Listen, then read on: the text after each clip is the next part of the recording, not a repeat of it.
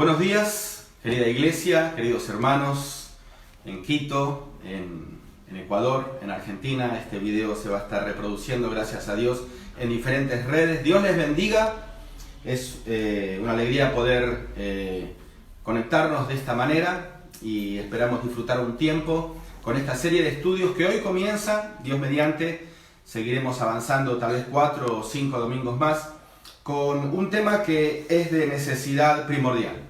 Estamos viviendo un tiempo como nunca antes habíamos vivido, no solamente en mi generación, hablando con gente mucho más grande que nosotros, dicen que no, que nunca se había visto algo así. En verdad, esto forma parte, de alguna manera, de una lista de eventos que no es este el primero, ya venimos viendo desde hace algunas décadas atrás, como cosas totalmente nuevas, ¿sí? Alguna vez me escuchaste mencionar que durante siglos, y tenemos que decir milenios, el mundo ha vivido de una manera, sin grandes cambios a nivel ciencia, sin grandes cambios a nivel tecnología, a nivel industria, a nivel estilo de vida humana, pero en este último siglo los cambios realmente no dejan de asombrarnos, y hoy tenemos que decir, más que asombrarnos, preocuparnos. Son cambios que no solamente los vemos pasar delante nuestro, sino que modifican también nuestra manera de vivir. Hoy, estos meses, con esta pandemia, toda nuestra manera de vivir, totalmente, toda nuestra manera de vivir se ha modificado. Algunos dirán para bien, en un sentido sí, tiene cosas positivas, ¿no? Se está descansando, se está compartiendo un tiempo en familia, la creación parece que se ha sanado increíblemente, los peces han vuelto a las orillas, las aves se acercan, el aire es más limpio, parecería que el clima mejoró.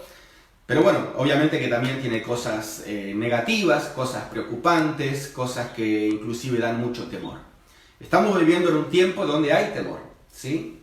Y bueno, no tenemos que ser fatalistas, dramáticos. Aquellos que tenemos nuestra fe puesta en el Señor tenemos que confiar. David dijo: en el día que temo, yo en ti confío. Yo creo que estaba escuchando un video que me enviaron ayer a la noche, bueno, lo vi hoy a la mañana. Creo que a lo que tenemos que tenerle miedo, en verdad, más que a la pandemia, más que al virus, más que al caos económico, más que al contagio, es a que cuando todo esto pase sigamos siendo iguales. Porque esto nos tiene que cambiar de una o de otra manera. Y una de las cosas que principalmente tiene que cambiar en nosotros es la manera de ver los acontecimientos mundiales. Es la manera de ver la historia. Hoy estamos viviendo y viendo algo que, si el Señor no viene antes y la historia de la humanidad continúa por décadas más, va a quedar como un ícono en la historia. Y tenemos que aprender a verla, principalmente aquellos que tenemos nuestra fe puesta en la palabra de Dios. Tenemos que aprender a ver la historia con ojos santificados. Una frase que me gusta repetir dice que la historia se ha convertido en el mejor intérprete de la profecía bíblica. Cuando yo comencé a estudiar escatología, estoy dictando materias de escatología en el Instituto Bíblico Misionero Ecuatoriano ya hace 22 años, materias como Apocalipsis, Daniel, Mateo y otras. Me vi obligado a estudiar historia, porque yo conocía muy poco de historia. Pero realmente es apasionante cuando uno empieza a observar los acontecimientos geopolíticos en la historia a través del filtro de la profecía bíblica. Un poco ese es el propósito de estas conferencias, que podamos interpretar lo que está sucediendo a la luz de lo que la Biblia dice. Yo sé que hay muchas preguntas que tenés, y probablemente hasta los que estén interactuando con nosotros a través del chat puedan hacerlas, no hay ningún problema. Quisiera que las respondamos hoy, y hoy no las vamos a responder. Hoy vamos a dar una pequeña introducción, vuelvo a repetir, en esta serie de conferencias, principalmente viendo algunos textos de la palabra de Dios y algunos hechos que ya acontecieron, no tanto lo que está sucediendo. Y lo vamos a mencionar de paso, casi a manera de introducción. Pero principalmente eventos que han sucedido y que deben alimentar nuestra fe, para poder entender que lo que se viene también se va a cumplir. Por eso vamos a hablar, y tratamos de improvisar un poquito lo que tenemos al alcance de la mano en la tecnología de cada casa, y espero que pueda serles útil con esta pantalla. Y también ustedes tienen acceso ahí en el mismo Facebook a un link de descarga donde podés tener todas estas diapositivas que yo preparé para estas conferencias.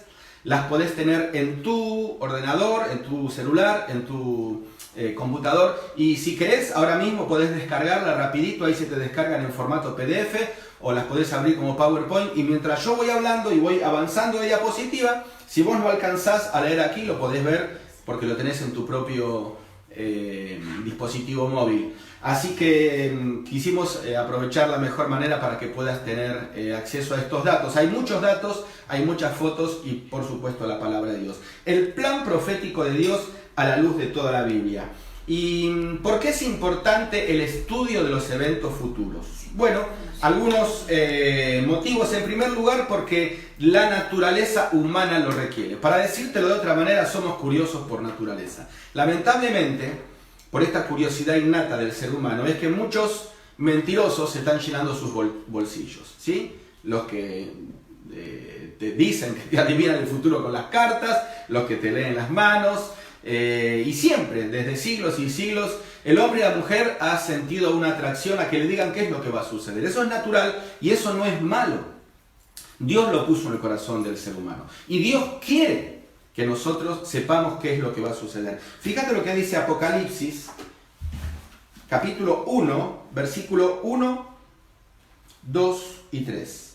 Abrí tu Biblia conmigo. No podemos hablar de profecía si no usamos la palabra de Dios. Apocalipsis 1, versículo 1, 2 y 3. Dios requiere, Dios está de acuerdo con que conozcamos el futuro. Dice: la revelación de Jesucristo que Dios le dio para manifestar a sus siervos las cosas que deben suceder pronto, y la declaró enviándola por medio de su ángel a su siervo Juan, que ha dado testimonio de la palabra de Dios y del testimonio de Jesucristo y de todas las cosas que ha visto. Bienaventurado el que leen y los que oyen las palabras de esta profecía y guardan las cosas en ella escritas, porque el tiempo está cerca.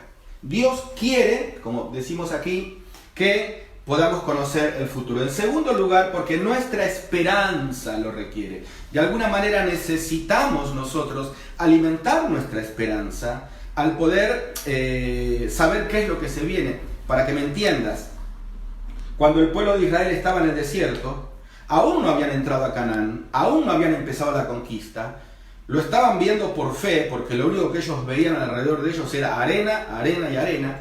Sin embargo, Dios ya dedicaba varios capítulos y libros completos, como Levítico, como Números, como Deuteronomio, parte de Deuteronomio, para regular la vida de su pueblo cuando entre en la tierra prometida. Entonces, esa revelación dada en el Pentateuco alimentaba la fe de los israelitas, porque decía: a ver, si Dios me está dando tanto detalle de cómo debo vivir en la tierra prometida, quiere decir que sí me la va a dar. Lo mismo sucede ahora en este tiempo. Leamos lo que dice, por favor, Primera Tesalonicenses, capítulo 4.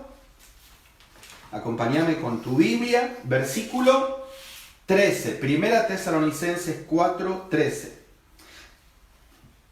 Tampoco queremos, hermanos, que ignoréis acerca de los que duermen, para que no os entristezcáis como los otros que no tienen esperanza. ¿Te das cuenta? Los que no conocen la palabra de Dios no tienen esperanza, pero Dios quiere que nosotros interpretemos los acontecimientos actuales a la luz de la profecía bíblica para que nuestra esperanza se fortalezca. No te sumes a la queja. Es muy fácil hoy en día sumarse a todo el comentario pesimista, derrotero, quejoso de la gente que dice: uy, ¿y hasta cuándo? Y que esto es culpa de China, que esto es culpa de Europa, que no nos merecemos esto. Algunos hoy están preguntando: ¿y dónde está Dios? ¿Que Dios es injusto? No. Esto, en lugar de minar nuestra fe, debe alimentar nuestra fe. En tercer lugar, estamos viendo algunos motivos, ¿no es cierto? Jesucristo le dio importancia. Leamos, por favor, San Juan 16, 12 al 15. Jesucristo también le dio importancia al tema de las profecías. San Juan 16, 12 dice: aún tengo muchas cosas que deciros, pero ahora no las podéis sobrellevar. Pero cuando venga el Espíritu de verdad, Él os guiará a toda la verdad, porque no hablará por su propia cuenta, sino que hablará todo lo que oyere y os hará saber todas las cosas que habrán de venir. Jesucristo lo propuso. Él me glorificará porque tomará de lo mío y os lo hará saber. Todo lo que el Padre tiene es mío, por eso dije que tomará de lo mío y os lo hará saber. Y en último lugar, estamos dentro de este tema porque es importante el estudio de los eventos futuros. Pablo lo enseñó en sus epístolas. Segunda Tesalonicenses, recién vimos primera, ahora veamos segunda, capítulo 2. Segunda Tesalonicenses, capítulo 2, versículo 5.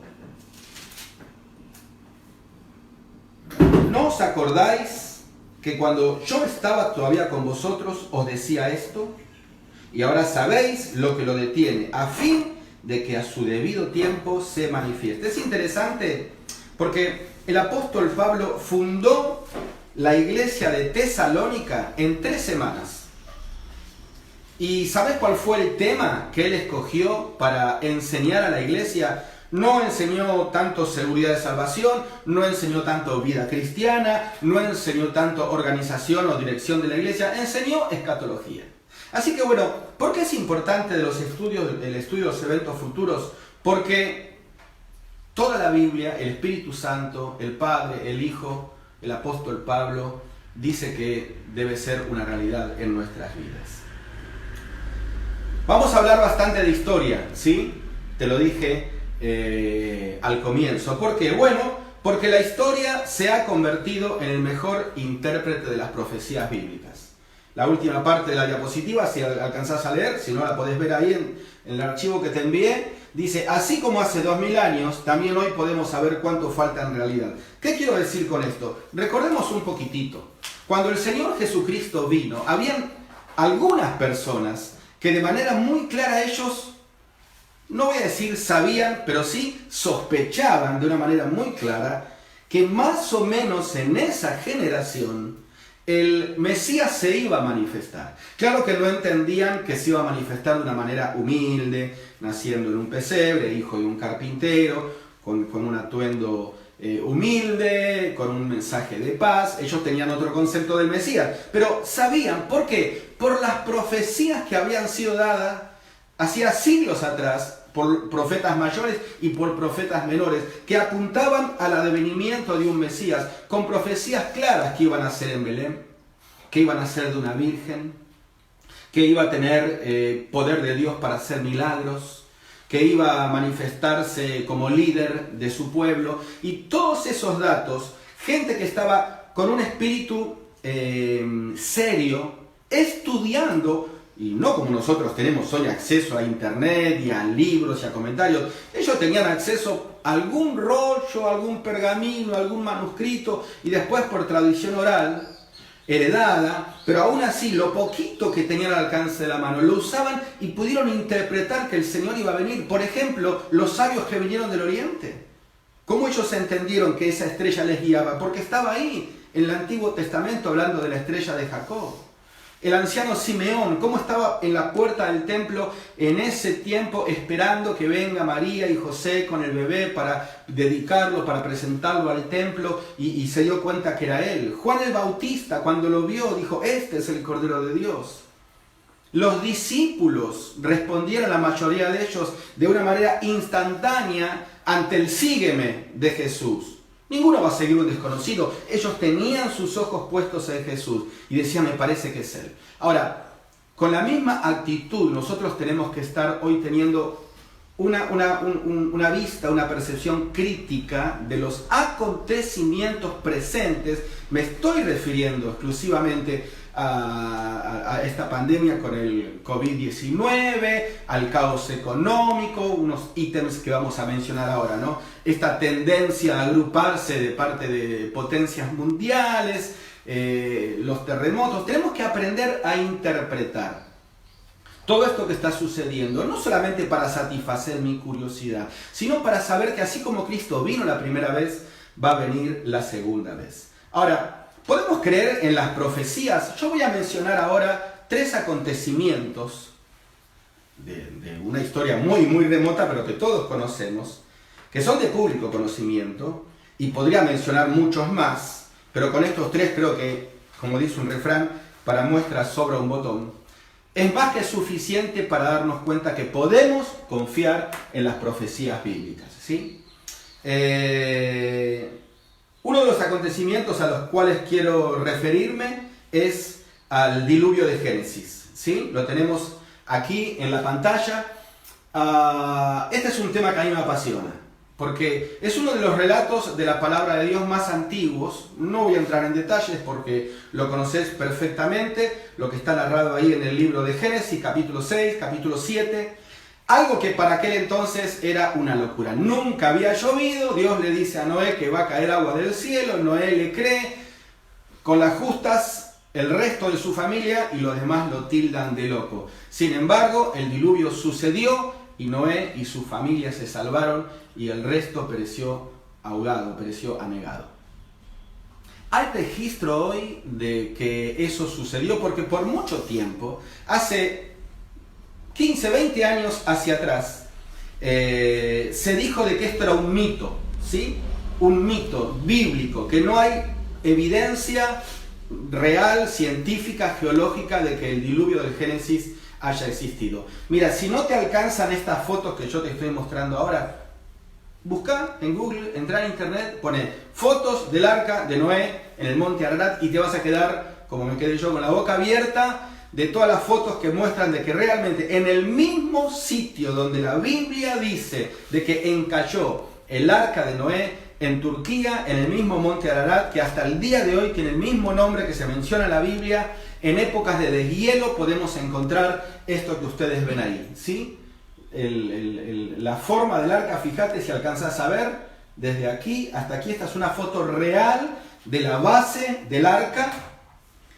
Obviamente el resto de la embarcación ya por el tiempo se derrumbó. Ahí tenemos anclas, remaches, pedazos de madera, todo como menciona Génesis capítulo 6. La medida exacta, medía 300 codos de largo, la anchura era mayor que la mencionada porque el arca un poco que se abrió por la descomposición de la madera. Está todo ahí y hay más fotos, Yo tengo muchas más fotos, estas en verdad son un poco antiguas, ahora hay de mejor definición. Dios profetizó a través de Noé de que un diluvio iba a caer sobre la humanidad, advirtió con tiempo, preparó el arca para que se salven y la profecía se cumplió. Aunque nadie creyó, la profecía se cumplió. El otro evento histórico, Sodoma y Gomorra, ¿se cumplió lo que los ángeles profetizaron cuando llegaron después de visitar a Abraham? Claro que se cumplió. Eso lo podés ver también mencionado en Lucas, capítulo 17, cuando el Señor Jesucristo hace propia este hecho histórico y lo menciona. Y hoy podemos ver, acá tenés en la parte occidental del Mar Muerto, permanecen los vestigios de 2 ciudades convertidas en cenizas. Una al pie del monte Masada y la otra al pie del monte Sodoma. Estas son fotos actuales, vista de Gomorra desde el monte Masada. Y tenemos acá análisis de laboratorio que identifican restos que fueron encontrados en estas excavaciones como azufre. Tenemos el efecto que produjo en las capas del suelo ese incendio terrible. Tenemos restos de edificios, de habitaciones. Por mucho tiempo no se había descubierto las ruinas de la ciudad de Sodoma y de Gomorra. Ya han sido descubiertas. Dios anunció a través de los ángeles que iba a haber una destrucción por azufre y fuego y se cumplió. Y la tercera profecía, que es la más clara, la profecía del Mesías que iba a venir. Se cumplió. Siglos atrás se profetizó la primera venida del Mesías, mas no creyeron en él y lo crucificaron. Esas mismas profecías son las que están diciendo que el Señor Jesucristo va a volver también por segunda vez. Y bueno, creo que no hace falta que te muestre fotos que muestran históricamente el hecho de la primera venida de Cristo. Hoy uno de los tours más buscados es un tour a Tierra Santa. Algunos de los que me han escuchado tal vez lo han hecho. Tuve la oportunidad de hacerlo, tuve la oportunidad de pisar en cada uno de los sitios históricos que están mencionados en los evangelios. Y todos sabemos que detalles tan pero tan precisos de la primera venida de Cristo al mundo estaban anunciados siglos, no días, siglos, 500, 600 años antes por los profetas, que decían que iban a hacer, que iba a pasar en su nacimiento, que iba a huir a Egipto a los 2 años, que iba a pasar en su adolescencia, cómo iba a ser su profesión, cómo iba a ser su ministerio, cómo iba a ser su muerte, cómo iba a ser su resurrección, y todo se cumplió al pie de la letra. Tengo un archivo ahí, no lo voy a leer por amor al tiempo. Solamente en el último día de la muerte de Jesús se cumplieron 33 profecías respecto al Mesías, a la primera venida del Mesías. Comenzamos y yo te hacía un cuestionamiento, ¿no? ¿Podemos creer en la profecía bíblica? Bueno, primero comencé diciéndote que debemos creer. ¿Por qué? Porque nuestra naturaleza lo requiere, porque Dios lo demanda, porque nuestra fe es alimentada. Yo espero que cuando vayas escuchando todos estos datos, como sucede en mí, tu fe se vaya alimentando y vaya creciendo tu expectativa de que, bueno, entonces el Señor en verdad va a venir, y todo lo que debe producir eso en tu vida y a través de tu vida, ¿sí? Debemos saber. Pero ahora también te acabo de mostrar que no solamente debemos saber, sino que podemos confiar. Podemos confiar. Porque la misma Biblia, la Biblia es un libro entre tantos, ¿no? Es un libro de vida cristiana, es el manual para la vida, es un libro de historia, es un libro de poesía, es un libro de alabanza, es un libro de profecía, es un libro de ciencia. Es increíble este libro, ¿no? Si alguno que me está escuchando no tiene un contacto diario, real con este libro, te estás perdiendo el mayor legado de Dios para la humanidad.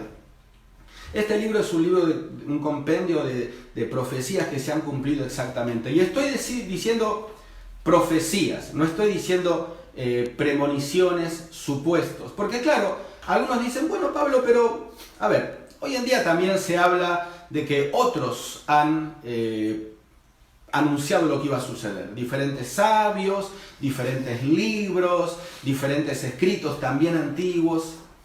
Pero una cosa es, inclusive tú dirás, muchos hoy, no solamente antiguos, sino hoy en día, dicen cosas que van a suceder. Mira, yo podría decirte, por ejemplo, para que me entiendas, que dentro de 50 años, la economía del mundo va a estar en crisis. Y no soy profeta, pero te lo puedo decir y va a suceder. Yo te puedo decir que de aquí a 20 años el sistema educativo en la mayoría de las escuelas va a quitar totalmente a Dios y a la Biblia del discurso de los maestros. No soy profeta, pero va a suceder. Yo podría decirte tranquilamente hoy que de acá a 10, 20, 30 años la moralidad de las familias o la moralidad de los jóvenes va a estar en decadencia. No soy profeta, pero va a suceder. Yo estoy profetizando generalidades. Pero la Biblia es clara con respecto a detalles, fechas, nombres, lugares geográficos. Realmente no cabe duda que la Biblia es la palabra de Dios. Y claro, yo sé que muchos de ustedes están preguntándose, bueno Pablo, pero yo quiero que me hables del COVID-19. Como te dije recién, no vamos a hablar del COVID-19, o sea, no vamos a hablar hoy. Mañana, el próximo estudio sí vamos a hablar. Pero solamente a manera de introducción te puedo decir algunas de las cosas que vamos a mencionar. Pero antes déjame terminar este concepto. Recién te mencioné de algunas naciones que la Biblia profetizó. Acá tenés una pequeña lista, vuelvo a repetir, si no lo alcanzás a leer, lo tenés en tu archivo que adjuntamos en el Facebook. Egipto, Asiria, Babilonia, Persia, Grecia, Roma en su primera etapa, en la etapa de los Césares, todos ellos se levantaron como imperios y cayeron como la Biblia profetizó. Más ciudades, por eso te decía recién, datos precisos, ¿no? Tiro, Nínive, Sodoma, Babilonia, Jerusalén, fueron destruidas como la Biblia profetizó. Ahora, si todo esto sucedió, ¿por qué no creer que se cumplirán todas las demás? Y te podría agregar más a la lista de profecías bíblicas puntualmente referido a imperios y a emperadores que sucedieron como estaba anunciado. Mira lo que dice Isaías, digamos, este versículo es muy lindo. Isaías 46,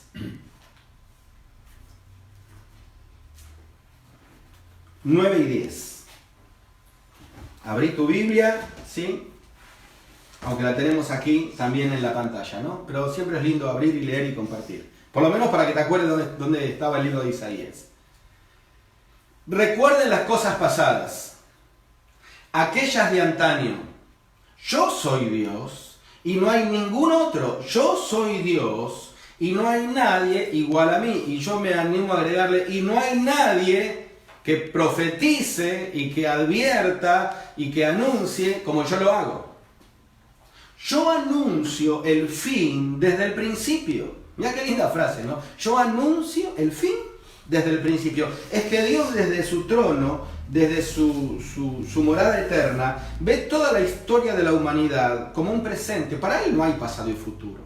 Dios vive un eterno presente. Tenés que grabarte este concepto. Dios vive un eterno presente. Y Él está viendo el inicio de la humanidad. Y Él está viendo el final de la humanidad. Y solo a manera de dato, te digo de que la humanidad tiene una historia cíclica. Donde comenzó va a terminar. Tal vez no lo sabías, te lo menciono. La humanidad comenzó, todos lo sabemos, en el Jardín del Edén. El Jardín del Edén está bien delineado geográficamente por el Génesis, porque menciona los ríos que lo rodean, así que hoy podemos saber que se refiere al sector noroccidente de Turquía. Y si vos mirás la profecía bíblica, justamente en ese lugar va a ser la última batalla que la Biblia conoce o menciona como la batalla de Armagedón, que tranquilamente hoy nosotros podemos decir que es la tercera guerra mundial. La tercera guerra mundial, la palabra ahí en la Biblia más que batalla es campaña, porque es un conjunto de batallas.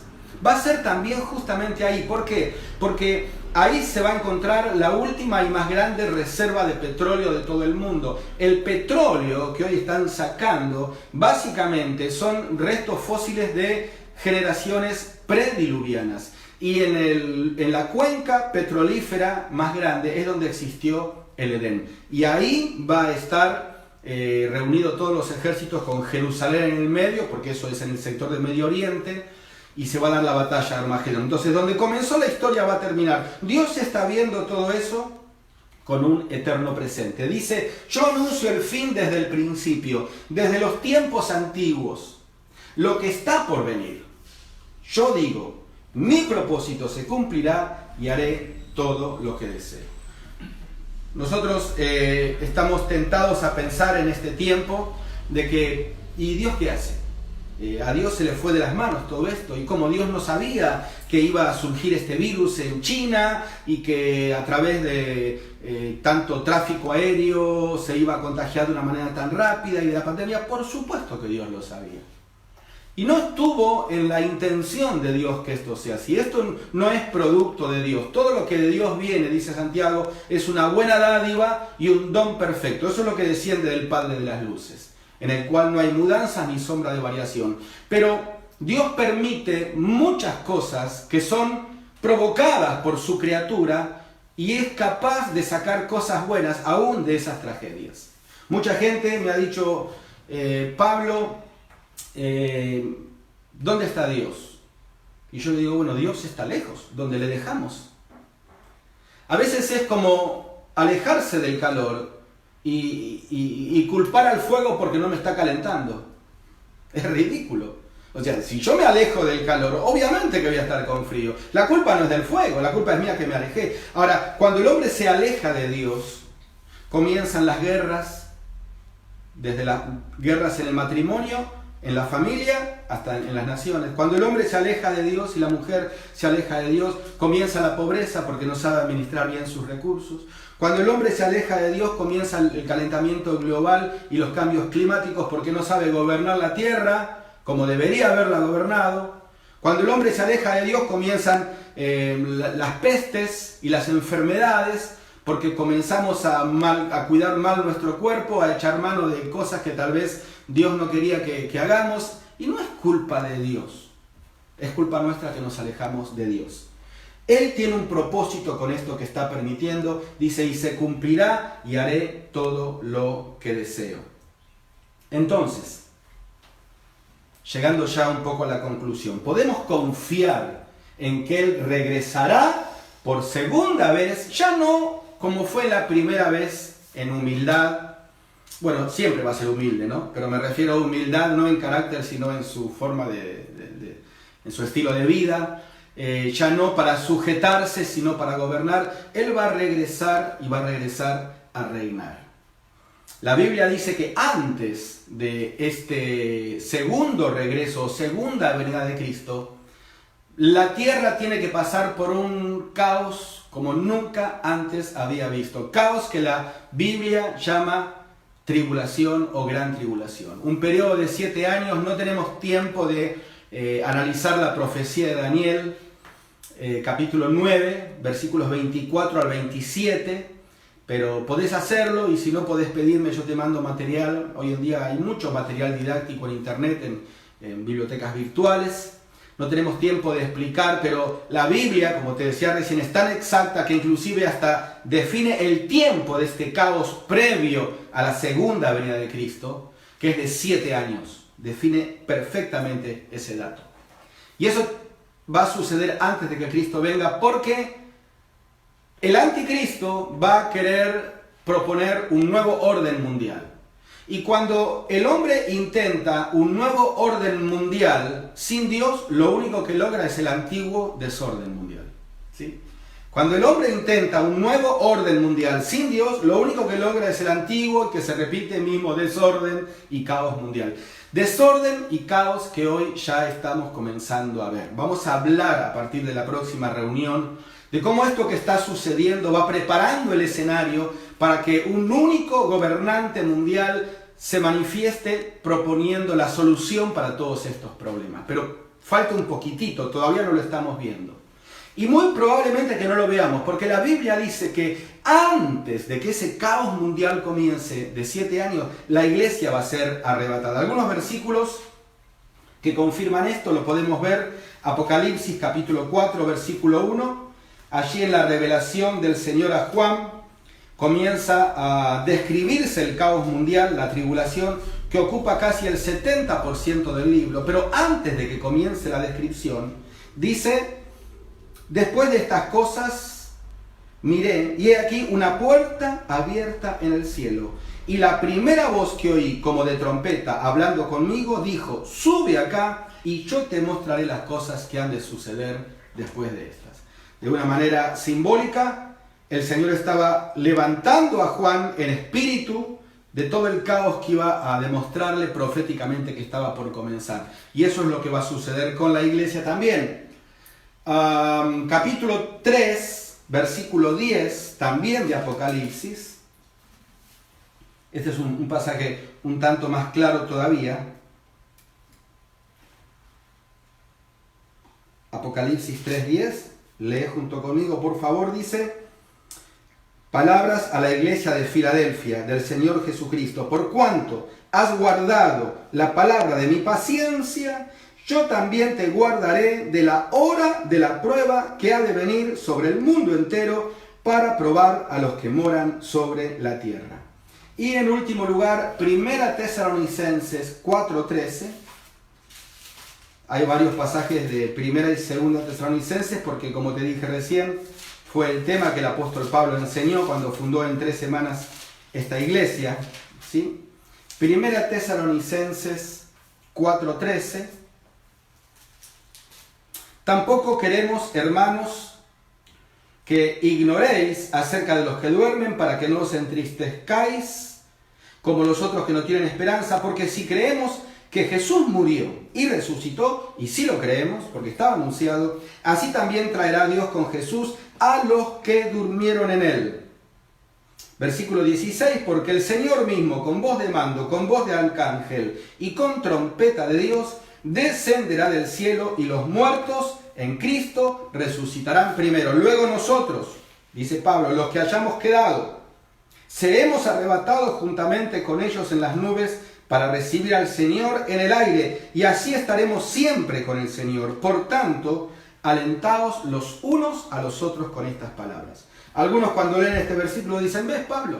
El apóstol Pablo hace 2000 años atrás decía que él iba a ser testigo del arrebatamiento. Y no sucedió, tampoco va a suceder ahora. Es que es natural que aquel que ama profundamente a una persona y está anhelando que esa persona venga, ni bien siente que un vehículo estaciona a la puerta, ni bien siente el timbre, ni bien siente el teléfono, piensa que es él. ¿Por qué? Porque le está esperando.